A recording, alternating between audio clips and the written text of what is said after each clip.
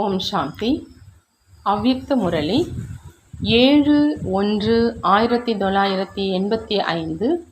அவ்யக்த பாப்தாதா, மதுபன். புது வருடத்திற்கான விசேஷ எண்ணம், மாஸ்டர் அளிப்பவராக ஆகுங்கள். இன்றைய முரளியின் தலைப்பு, புது வருடத்திற்கான விசேஷ எண்ணம், மாஸ்டர் அளிப்பவராக ஆகுங்கள். இன்று அளிப்பவர் தந்தை தன்னுடைய குழந்தைகள் மாஸ்டர் அளிப்பவர்களை சந்திப்பதற்காக வந்திருக்கிறாங்க. அளிப்பவர் தந்தை ஒவ்வொரு குழந்தையினுடைய சார்ட்டை பார்த்து கொண்டு இருக்கிறாங்க. அளிப்பவர் மூலமாக கிடைத்திருக்கும் பொக்கிஷங்கள்ல எந்த அளவு அளிப்பவருக்கு சமமாக மாஸ்டர் அளிப்பவர் ஆகியிருக்கிறாங்க. ஞானத்தின் அளிப்பவரா, நினைவின் சக்திகளின் அளிப்பவரா, நேரத்துக்கு ஏற்றபடி ஒவ்வொரு ஆத்மாவுக்கும் சகயோகத்தினுடைய அளிப்பவராகி ஆகியிருக்கிறாரா அப்படின்னு பாபா கேட்குறாங்க. பலமற்றவங்களுக்கு தன்னுடைய சிரேஷ்ட தொடர்பின் அளிப்பவராக ஆகியிருக்கிறாரா, பிராப்தி இல்லாத ஆத்மாக்களை திருப்தியான ஆத்மாக்களாக ஆகுவதின் ஊக்கம் உற்சாகத்தின் அளிப்பவராக ஆகியிருக்கிறாரா அப்படின்னு கேட்குறாங்க பாபா. ஒவ்வொரு மாஸ்டர் அளிப்பவரின் இந்த சார்ட்டை பார்த்துட்டு இருந்தோம்னு சொல்கிறாங்க. பாபா சொல்கிறாங்க, அளிப்பவர் அப்படின்னா ஒவ்வொரு நேரமும் ஒவ்வொரு எண்ணம் மூலம் கொடுக்குறவங்க. அளிப்பவங்க அப்படின்னா ஒவ்வொரு நேரமும் ஒவ்வொரு எண்ணம் மூலமாக கொடுக்கக்கூடியவங்க. அடுத்தது அளிப்பவர். பாபா சொல்கிறாங்க, அளிப்பவர் அப்படின்னா பரந்த மனமுடையவங்க. கடலுக்கு சமமாக கொடுப்பதில் பரந்த மனமுடையவங்க. அளிப்பவர் அப்படின்னா ஒரு தந்தையை தவிர வேறு எந்த ஆத்மாவிடம் இருந்தும் எதையும் வாங்கும் பாவனை வைக்காதவர், எப்பொழுதும் கொடுப்பவர். ஒருவேளை யாராவது ஆன்மீக அன்பு சகயோகம் கொடுத்தாலும் கூட ஒன்றிற்கு பதிலாக பல மடங்கு கொடுப்பவர். எப்படி தந்தை எதையும் யாரிடம் இருந்தும் பெற்றுக்கொள்வது இல்லை, கொடுக்கிறார். ஒருவேளை ஏதோ ஒரு குழந்தை தன்னுடைய பழைய குப்பைக்கு சமமானவர்களை கொடுத்தாலும் கூட அதற்கு பதிலாக அந்த அளவு கொடுக்கிறார். அதனால் பெறுவது கொடுப்பதில் மாறிவிடுகிறது. அப்படி மாஸ்டர் அளிப்பவர் என்றால் ஒவ்வொரு எண்ணம் ஒவ்வொரு அடியிலும் கொடுப்பவர். மகான் வள்ளல் என்றால் விதாதா, அதாவது வழங்குபவர்னு சொல்கிறாங்க பாபா. எப்பொழுதும் கொடுப்பவராக இருக்கும் காரணத்தினால எப்பொழுதும் சுயநலமற்றவராக இருப்பாங்க. தன்னுடைய நலனிலிருந்து விலகிய மற்றும் தந்தைக்கு சமமாக அனைவருடைய அன்பானவராக இருப்பாங்க. அளிக்கும் ஆத்மாவுக்காக இயல்பாகவே அனைவருடைய மரியாதை இருக்கும். அளிப்பவர் இயல்பாகவே அனைவருடைய பார்வையில் வள்ளலாக, அதாவது மகானாக இருப்பாங்க. அந்த மாதிரியான உருவாக்குபவராக எந்த அளவு ஆகியிருக்கீங்க அப்படின்னு பாபா கேட்குறாங்க. அளிப்பவர் அப்படின்னா ராஜவம்சி. அளிப்பவர் என்றால் வளர்ப்பவர், தந்தைக்கு சமமாக எப்பொழுதும் அன்பு மற்றும் சகயோகத்தினால் வளர்க்கக்கூடியவங்க. அளிப்பவர் அப்படின்னா எப்பொழுதும் நிரம்பியவங்க. ஆகினால நான் பெறுபவனா அல்லது கொடுக்கும் மாஸ்டர் வல்லலா அப்படின்னு தன்னைத்தானே சோதனை செய்யுங்கன்னு பாபா சொல்கிறாங்க. இப்போ நேரத்துக்கு தகுந்த மாதிரி பங்கு செய்யணும். நேரம் அருகில் வந்துட்டுருக்கு, அதாவது தந்தைக்கு சமமாக ஆகணும். இதுவரையிலும் கூட தனக்காக பெறணும் அப்படிங்கிற பாவனை உள்ளவராக இருந்தீங்க அப்படின்னா கொடுப்பவராக எப்பொழுது ஆவீங்க அப்படின்னு பாபா கேட்குறாங்க. இப்போ கொடுப்பது தான் பெறுவது. எந்த அளவு கொடுப்பீங்களோ அந்த அளவு இயல்பாகவே அதிகரிச்சுக்கிட்டே இருக்கும். எந்த விதமான எல்லைக்கு உட்பட்ட விஷயங்களில் பெறுபவராக ஆகாதீங்க. இதுவரையிலும் தன்னுடைய எல்லைக்குட்பட்ட ஆசைகளை நிறைவேற்றுவதற்கான ஆசை இருக்குது அப்படின்னா உலகத்தில் உள்ள அனைத்து ஆத்மாக்களுடைய ஆசைகளை எப்படி நீங்கள் நிறைவேற்றுவீங்கன்னு கேட்குறாங்க. கொஞ்சம் பெயர் கிடைக்கணும், அன்பு கிடைக்கணும், மதிப்பு கிடைக்கணும், மரியாதை வேணும், அன்பு வேணும், சக்தி வேணும். இதுவரையிலும் தனக்காக இந்த ஆசை இருக்குது அப்படின்னா என்னென்னு தெரியாத நிலையை எப்பொழுது அனுபவம் செய்வீங்கன்னு கேட்குறாங்க. இந்த எல்லைக்குட்பட்ட ஆசைகளை ஒரு பொழுதும் வைக்கக்கூடாது. ஏன் அப்படின்னா அந்த எல்லைக்குட்பட்ட ஆசைகள் ஒரு பொழுதும் நல்லவராக ஆக விடாதுன்னு சொல்கிறாங்க பாபா. இந்த ஆசையும் கூட ராயல் யாசிக்கும் தன்மையினுடைய அம்சம். அதிகாரி என்ற தன்மைக்கு பின்னால இந்த அனைத்து விஷயங்களும் தானாகவே முன்னுக்கு வரும். வேண்டும் வேண்டும் அப்படிங்கிற இந்த பாடலை பாடாதீங்க. கிடைச்சிருச்சு, ஆயிட்டேன் அப்படின்னு இந்த பாடலை பாடுங்க. எல்லைக்கு அப்பாற்பட்ட வள்ளலுக்காக இந்த எல்லைக்கு உட்பட்ட எதிர்பார்ப்புகள் மற்றும் ஆசைகள் அவைகளை நிழலுக்கு சமமாக பின்னால் வரும். எப்போ என்ன அடையணுமோ அதை அடைஞ்சிட்டோம் அப்படிங்கிற அந்த பாடலை பாடுறீங்க அப்படின்னா, பிறகு இந்த எல்லைக்கு உட்பட்ட பெயர், மதிப்பு, மரியாதை பெறணும் என்பது எப்படி இன்னும் மிச்சம் இருக்கும். இல்லையென்றால் பாடலை மாற்றிடுங்க. எப்பொழுது 5 தத்துவங்களும் அளிப்பவர் உங்கள் முன்பு தாசி ஆகிடுது, இயற்கை வென்றவர், மாயாவை வென்றவராக ஆகிடுறீங்க. அவற்றின் எதிரில் இந்த எல்லைக்குட்பட்ட ஆசைகள் சூரியனின் எதிரில் ஒரு அகல் விளக்கு மாதிரி. எப்போ சூரியனாக ஆயிட்டீங்க அப்படின்னா இந்த தீபங்களுக்கு என்ன அவசியம் இருக்கு? வேண்டும் என்பதே திருப்திப்படுத்துவதற்கான ஆதாரம். என்ன வேணுமோ அதை அதிகமாக கொடுத்துக்கிட்டே இருங்க. மதிப்பை கொடுங்க, வேண்டும் என்று கேட்காதீங்க. மரியாதையை கொடுங்க, மரியாதை வேண்டும் என்று எதிர்பார்க்காதீங்க. பெயர் வேணும் அப்படின்னா தந்தையின் பெயரை தானம் செய்யுங்க. பிறகு உங்களுக்கு தானாகவே பெயர் கிடைச்சிரும். பாபா சொல்கிறாங்க, கொடுப்பது தான் பெறுவதற்கான ஆதாரம். எப்படி பக்தி மார்க்கத்தில் கூட இந்த பழக்கம்தான் இருந்துட்டு வந்திருக்குது. ஏதாவது ஒரு பொருளின் குறை இருக்குது அப்படின்னா அதன் பிராப்திக்காக அதே பொருளை தானம் செய்விப்பாங்க. அப்படி அந்த கொடுப்பது தான் பெறுவதாக ஆயிடுச்சு. அந்த மாதிரி நீங்களும் வள்ளலினுடைய குழந்தைகள் கொடுக்கக்கூடிய தேவதை ஆகக்கூடியவங்க. உங்கள் அனைவருடைய மகிமையாக வழங்கும் வள்ளலே சாந்தி தேவா, செல்வத்தை கொடுப்பவரே அப்படின்னு சொல்கிறாங்க. பெறுபவர் என்று கூறி மகிமை செய்வது கிடையாது. அப்படி இந்த சார்ட்டை பார்த்து கொண்டு இருந்தோன்னு பாபா சொல்கிறாங்க. தேவதை கொடுக்குறவங்க, தேவதை ஆகிறவங்க எத்தனை பேர், மேலும் பெறுறவங்க எத்தனை பேர்? உலகிய ஆசைகள், இச்சைகள் முடிஞ்சிருச்சு. இப்போ ஆன்மீக வாழ்க்கையினுடைய எல்லைக்கு அப்பாற்பட்ட இச்சைகளை ஞானத்தின் விஷயங்கள் அப்படின்னு புரிஞ்சிக்கிறீங்க இல்லையா? இதுவும் இருக்கத்தான் வேணும். ஆனால் எந்த ஒரு எல்லைக்குட்பட்ட விருப்பம் வைத்திருப்பவர் மாயாவை எதிர்நோக்க முடியாது. கேட்பதால் கிடைக்கக்கூடிய பொருள் அல்ல அது. யாரிடமாவது எனக்கு மரியாதை கொடுங்க அல்லது கொடுக்க வைங்க அப்படின்னு சொல்கிறாங்க, கேட்டு கிடைப்பது என்ற இந்த நோக்கமே தவறானதுன்னு பாபா சொல்கிறாங்க. பிறகு லட்சியம் எங்கிருந்து கிடைக்கும்? ஆகையினால வழங்கும் வள்ளல் ஆகுங்க. பிறகு இயல்பாகவே அனைவரும் உங்களுக்கு கொடுப்பதற்கு வருவாங்க. மதிப்பை வேண்டுமென்று கேட்பவர் மதிப்பிழந்து போகிறாங்க. ஆகையினால மாஸ்டர் அளிப்பவர் என்ற மதிப்போடு இருங்க. என்னுடையது என்னுடையது அப்படின்னு சொல்லாதீங்க. அனைத்தும் உங்களுடையது. நீங்கள் உங்களுடையது என்று சொன்னீங்க அப்படின்னா அனைவரும் உன்னுடையது உன்னுடையது அப்படின்னு சொல்லுவாங்க.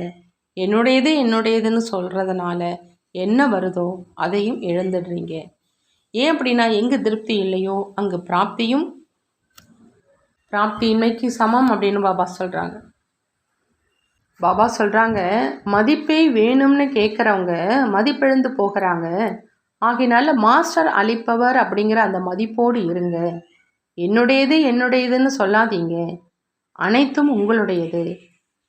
நீங்கள் உங்களுடையது அப்படின்னு சொன்னீங்க அப்படின்னா அனைவரும் உன்னுடையது உன்னுடையதுன்னு சொல்லுவாங்க. என்னுடையது என்னுடையதுன்னு சொல்கிறதுனால என்ன வருதோ அதையும் இழந்துடுறீங்க. ஏன்னா எங்கே திருப்தி இல்லையோ அங்கு பிராப்தியின்மைக்கு சமமாக ஆயிடுதுன்னு சொல்கிறாங்க பாபா. எங்கே திருப்தி இருக்குதோ அங்கு கொஞ்சம் இருந்தாலும் அனைத்தும் இருப்பதற்கு சமமாச்சு. ஆகையினால உன்னுடையது உன்னுடையது அப்படின்னு சொல்கிறதுனால பிராப்தி சொரூபம் ஆயிடுவீங்க. எப்படி குவிந்த கூரை உள்ள அந்த மண்டபத்தினுள்ள ஏதாவது சப்தத்தை எழுப்புனீங்க அப்படின்னா அதே சப்தம் திரும்பி வருது இல்லையா? அதே மாதிரி இந்த எல்லைக்கு அப்பாற்பட்ட மண்டபத்தினுள் ஒருவேளை நீங்கள் மனதால் என்னுடையது என்னுடையது அப்படின்னு சொன்னீங்க அப்படின்னா அனைவரின் பக்கத்தில் இருந்தும் அதே என்னுடையது அப்படிங்கிற அந்த ஓசையைத்தான் கேட்பீங்க. நீங்கள் என்னுடையது அப்படின்னு சொல்கிறீங்க, அவங்களும் என்னுடையது அப்படின்னு சொல்லுவாங்க. ஆகையினால எந்த அளவு மனதார அன்போடு உன்னுடையது, அதாவது ஏதாவது தேவைக்காக கிடையாது, மனதார அன்போடு உன்னுடையதுன்னு சொல்கிறீங்களோ அந்த அளவே மனதார அன்போடு எதிரில் இருக்கிறவங்களும் உங்களிடம் உன்னுடையது அப்படின்னு சொல்லுவாங்க. இந்த விதி மூலம் என்னுடையது என்னுடையது என்பதனுடைய எல்லைக்கு உட்பட்டது எல்லைக்கு அப்பாற்பட்டதில் மாற்றமாகிடும். மேலும் பெறுபவருக்கு பதிலாக மாஸ்டர் அளிப்பவராக ஆயிடுவாங்க. ஆகையினால இந்த வருடம் எப்பொழுதும் நான் மாஸ்டர் அளிப்பவன் அப்படிங்கிற இந்த விசேஷ எண்ணத்தை வைங்க அப்படின்னு பாபா சொல்கிறாங்க. புரிந்ததா அப்படின்னு கேட்குறாங்க. மகாராஷ்டிரா மண்டலம் வந்திருக்குது. ஆகையினால மகானாக வேண்டும் இல்லையா அப்படின்னு பாபா கேட்குறாங்க. மகாராஷ்டிரா அப்படின்னாலே எப்பொழுதும் மகானாகி அனைவருக்கும் வழங்குபவராக ஆவது. மகாராஷ்டிரா அப்படின்னா எப்பொழுதும் நிரம்பிய ராஜ்யம். தேசம் சம்பன்னமாக இருக்குதோ அல்லது இல்லையோ, ஆனால் மகான் ஆத்மாக்கள் நீங்களோ சம்பன்னமாக இருக்கீங்க. ஆகையினால மகாராஷ்டிரா அப்படின்னா மகாதானி ஆத்மாக்கள்னு பாபா சொல்கிறாங்க. இன்னொன்று யூபியை சேர்ந்தவங்க. யூபியில் பதித்த பாவனை கங்கையினுடைய மகத்துவம் இருக்குது இல்லையா? ஆகையினால எப்பொழுதும் பிராப்தி சொரூபமாக இருக்கணும். அப்போ தான் பதித்த பாவனையாக ஆக முடியும். அப்படி யூபியை சேர்ந்தவர்களும் தூய்மையினுடைய களஞ்சியமாக இருக்கிறாங்க. எப்பொழுதும் அனைவருக்கும் தூய்மையினுடைய ஆசீர்வாதம் கொடுக்கும் மாஸ்டர் அளிப்பவர். அப்படி இரண்டும் மகானானது இல்லையா அப்படின்னு பாபா கேட்குறாங்க. பாப்தாதாவும் அனைத்து மகான் ஆத்மாக்களையும் பார்த்து மகிழ்ச்சி அடைகிறாங்க. இரட்டை வெளிநாட்டினரோ இரட்டை போதையில் தான் இருக்கிறாங்க. ஒன்று நினைவின் போதை, இன்னொன்று சேவையினுடைய போதை. பெரும்பான்மையோர் இந்த இரட்டை போதையில் எப்பொழுதும் இருக்கிறவங்க. மேலும் இந்த இரட்டை போதை தான் அநேக போதைகளில் இருந்து காப்பாற்றக்கூடியது. இரட்டை வெளிநாட்டு குழந்தைகளும் 2 விஷயங்களினுடைய பந்தயத்தில் வரிசையின் நல்லதாக பெற்றுக்கொண்டு இருக்கிறாங்க. பாபா மற்றும் சேவையினுடைய பாடலை கனவிலும் பாடிக்கிட்டே இருக்கிறாங்க. அப்படி 3 நதிகளினுடைய சங்கமம், கங்கை, யமுனை, சரஸ்வதி 3 ஆகிவிட்டது இல்லையா? உண்மையான அல்லாவினுடைய வளமாக்கப்பட்ட ஸ்தானமும் இந்த மதுபன் தான். அதே அல்லாவின் வளமாக்கப்பட்ட ஸ்தானத்தில் 3 நதிகளினுடைய சங்கமம் அப்படின்னு பாபா சொல்கிறாங்க. அதாவது மகாராஷ்டிரா, யூபி, இரட்டை வெளிநாட்டினர். நல்லது. அனைத்து எப்பொழுதும் மாஸ்டர் அளிப்பவர்களுக்கு, எப்பொழுதும் அனைவருக்கும் கொடுக்கும் பாவனையில் இருப்பவர்களுக்கு, தேவதை ஆகும் எப்பொழுதும் உன்னுடையது உன்னுடையது என்ற பாடலை பாடுகின்ற, எப்பொழுதும் பிராப்தி இல்லாத ஆத்மாக்களை திருப்திப்படுத்தக்கூடிய சம்பன்ன ஆத்மாக்களுக்கு வழங்குபவர் வரமளிக்கும் வள்ளல் பாப்தாதாவினுடைய அன்பு நினைவுகள் மற்றும் நமஸ்காரம் செய்கிறாங்க. நாமும் நம்மளுடைய பாப்தாதாவுக்கு அன்பு நினைவுகள் மற்றும் நமஸ்காரம் செய்வோம். அடுத்ததாக டீச்சர்களோடு அவ்யக்த பாப்தாதா சந்திப்பு செய்கிறாங்க. பாபா சொல்கிறாங்க, சேவாதாரி சேவை செய்கிறதுனால அவங்களும் சக்திசாலியாக ஆகிறாங்க. மேலும் மற்றவர்களிலும் சக்தி நிரப்புவதற்கு பொறுப்பாளராக ஆகிறாங்க. உண்மையான ஆன்மீக சேவை எப்பொழுதும் சுய முன்னேற்றம் மற்றும் மற்றவர்களுடைய முன்னேற்றத்திற்கு பொறுப்பாளர் ஆக்குது. மற்றவங்களுக்கு சேவை செய்வதற்கு முன்பு தன்னுடைய சேவை செய்யக்கூடியதாக இருக்குது. மற்றவங்களுக்கு கூறுவது அப்படின்னா முதல்ல அவர் கேட்பது, முதல்ல தன்னுடைய காதுகளில் செல்லும் இல்லையா? சொல்வது என்பது இருக்காது, கேட்பது என்பது இருக்கும். அப்படி சேவை மூலம் தனக்கும் மற்றவர்களுக்கும் இரட்டை லாபம் இருக்குது. சேவையில் பிஸியாக இருப்பது அப்படின்னா சுலபமாக மாயாவை வென்றவராக ஆவது. பிஸியாக இருப்பதில்லை, அப்போ தான் மாயா வருது இல்லையா? சேவாதாரி அப்படின்னா பிஸியாக இருக்கிறவங்க. சேவாதாரிகளுக்கு ஒரு பொழுதும் ஓய்வான நேரமே இல்லை என்றால் மாயா எப்படி வரும்? சேவாதாரி ஆவது என்றால் சுலபமாக வெற்றி அடைகிறவங்க. சேவாதாரி சுலபமாக மாலையில் வர முடியும். ஏன்னா சுலபமாக வெற்றி அடைகிறவங்க வெற்றி மாலையில் வருவாங்க. சேவாதாரியினுடைய அர்த்தம் அப்பொழுது எடுக்கப்பட்ட வெண்ணெய் அருந்துறவங்க. சேவாதாரியினுடைய அர்த்தம் பாபா சொல்கிறாங்க, அப்போ எடுக்கப்பட்ட வெண்ணெயை அருந்துறவங்க, அப்பொழுது பறிக்கப்பட்ட பழத்தை அருந்துறவங்க ஆரோக்கியமாக இருப்பாங்க. டாக்டர்களும் புதிய பழங்களும் புதிய காய்கறிகளும் சாப்பிடுங்க அப்படின்னு சொல்லுவாங்க இல்லையா? அப்படி சேவை செய்வது அப்படின்னா உயிர் சத்து, அதாவது விட்டமின் கிடைப்பது. நீங்கள் அந்த மாதிரி சேவாதாரி தான் இல்லையான்னு கேட்குறாங்க. சேவைக்கு எவ்வளவு மகத்துவம் இருக்குது, அந்த மாதிரி சேவையினுடைய அனுபவம் ஆகி கொண்டு இருக்குதா என்று இந்த விஷயத்தை தான் சோதனை செய்யணும். எவ்வளோதான் ஒருவர் குழப்பத்தில் இருந்தாலும் சேவை குஷியில் நடனமாட வைக்கக்கூடியது. எவ்வளோதான் ஒருவர் நோயுற்று இருந்தாலும் சேவை ஆரோக்கியமாக ஆக்கக்கூடியது. சேவை செய்து செய்து தான் நோயாளி ஆகிவிட்டேன் என்ற அந்த மாதிரி கிடையாது. நோயாளி ஆரோக்கியமானவராக ஆக்கக்கூடியது சேவை. அந்த மாதிரி அனுபவம் இருக்கட்டும். நீங்கள் அந்த மாதிரி விசேஷ சேவாதாரி, விசேஷ ஆத்மாக்கள். பாப்தாதா சேவாதாரிகளை எப்பொழுதும் சிரேஷ்ட சம்பந்தத்தில் பார்க்குறார். ஏன்னா சேவைக்காக தியாகி தபஸ்வியாகவோ ஆகியிருக்கிறாங்க இல்லையா? தியாகி மற்றும் தபஸ்யாவை பார்த்து பாப்தாதா எப்பொழுதும் குஷி அடைகிறாங்க. சேவாதாரி அப்படின்னா பாப்தாதா சொல்கிறாங்க, எப்பொழுதும் சேவைக்கு பொறுப்பாளராக ஆகியிருக்கும் ஆத்மாக்கள். எப்பொழுதும் தன்னை ஒரு கருவி என்று நினைத்து சேவையில் முன்னேறிக்கிட்டே இருங்க. நான் சேவாதாரி என்ற இந்த நான் என்ற உணர்வு வருவதில்லையே. தந்தை செய்விப்பவர், நான் ஒரு கருவி. செய்விப்பவர் செய்வித்து கொண்டிருக்கிறார், நடத்துபவர் நடத்தி கொண்டிருக்கிறார் என்ற இந்த சிரேஷ்ட பாவனை மூலமாக எப்பொழுதும் விலகி இருப்பவராகவும் மற்றும் அன்பானவராகவும் இருப்பீங்க. ஒருவேளை நான் செய்கிறேன் என்பது இருக்குது அப்படின்னா விலகி இருப்பவராகவும் அன்பானவராகவும் இல்லை. ஆக்கினால எப்பொழுதும் விலகி இருந்து மேலும் எப்பொழுதும் அன்பானவராக ஆவதற்கான வழி செய்விப்பவர் செய்வித்து கொண்டிருக்கிறார் என்ற நினைவில் இருக்கிறது. இதன் மூலம் வெற்றியும் அதிகம், மேலும் சேவையும் சுலபமாக இருக்கும். கடின உழைப்பு செய்ய வேண்டியதாக இருக்காது. ஒருபொழுதும் நான் என்ற மனப்பிராந்தியில் வருபவன் இல்லை. ஒவ்வொரு விஷயத்திலும் பாபா பாபா என்று சொன்னால் வெற்றி இருக்கும். அந்த மாதிரி சேவாதாரி எப்பொழுதும் முன்னேறி கொண்டும் இருப்பாங்க, மற்றவர்களையும் முன்னேற்றுவாங்க. இல்லை அப்படின்னா அவரே சில நேரம் பறக்கும் கலை, சில நேரம் ஏறும் கலை, சில நேரம் நடக்கும் கலையில் இருப்பாங்க, மாறிக்கொண்டே இருப்பாங்க. மேலும் மற்றவர்களையும் சக்திசாலி ஆக்க முடியாது. எப்பொழுதும் பாபா பாபா என்று சொல்கிறவங்க மட்டும் இல்லை, ஆனால் செய்து காண்பிப்பாங்க. அந்த மாதிரி சேவாதாரி எப்பொழுதும் பாப்தாதாவினுடைய நெருக்கத்தில் இருப்பாங்க, எப்பொழுதும் தடைகளை அழிப்பவராக இருப்பாங்க. நல்லது. பாபா வரதானம் கொடுக்குறாங்க. தைரியம் மற்றும் ஊக்கம் உற்சாகத்தின் ரெக்கைகள் மூலம் பறக்கும் கலையில் பறக்கக்கூடிய தீவிர முயற்சி செய்பவர் ஆகுங்க.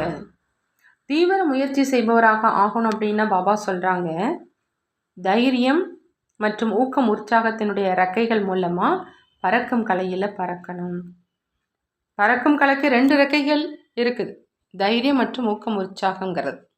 எந்த ஒரு காரியத்திலும் வெற்றி அடைவதற்கு தைரியம் மற்றும் ஊக்கம் உற்சாகம் இல்லையோ அங்கு களைப்பு ஏற்படும். மேலும் களைப்படைந்தவர் ஒருபொழுதும் வெற்றி அடைவதே கிடையாது. தற்சமயத்துக்கு ஏற்றபடி பறக்கும் கலையின்றி லட்சியத்தை சென்றடைய முடியாது. ஏன்னா முயற்சி செய்வது ஒரு பிரிவில் மட்டும்தான். ஆனால் பிராப்தி 21 ஜென்மங்களுக்காக மட்டும் இல்லாமல் முழு கல்பத்துக்குமானது. எப்பொழுதும் நேரத்தை உணர்ந்திருப்பது நினைவில் இருக்குது அப்படின்னா முயற்சி செய்வது இயல்பாகவே அதிவேகமுடையதாக ஆயிடுதுன்னு பாபா சொல்கிறாங்க. பாபா ஸ்லோகனில் சொல்கிறாங்க, அனைவரினுடைய மன விருப்பங்களை நிறைவேற்றுபவர் தான் காமதேனு அப்படின்னு. காமதேனு எல்லாருடைய மன விருப்பங்களையும் நிறைவேற்றும். நல்லது. ஓம் சாந்தி. நன்றி பாபா, நன்றி.